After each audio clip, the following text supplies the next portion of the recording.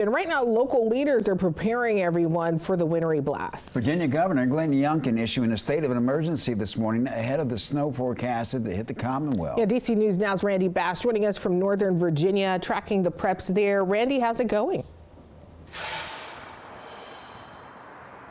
Yeah, hey guys, just as all of the snow from last time finally started to melt, here we are again preparing for yet another snowstorm in the DMV. And people we talk to across Northern Virginia say they are ready for what's to come. It's a sign of what's ahead. You will see the trucks out there on the road. You'll see those white brine lines. Crews already spraying that salty mix along I-66 Monday morning. Alex Liggett with VDOT warning drivers to be alert and watch out for crews trying to work. We would really like people to stay home, if at all possible. Just stay off the roads because it's going to be dangerous conditions out there no matter what. Virginia Governor Glenn Youngkin issuing a state of emergency, saying in part, "I am declaring a state of emergency so we can move resources around the state.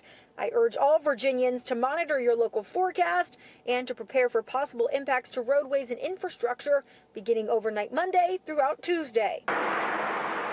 And Virginians are heeding his message. We caught up with a family getting prepared in Groveton. Looking for all of our snow things and making sure that we have both of our gloves and our hats and our jackets.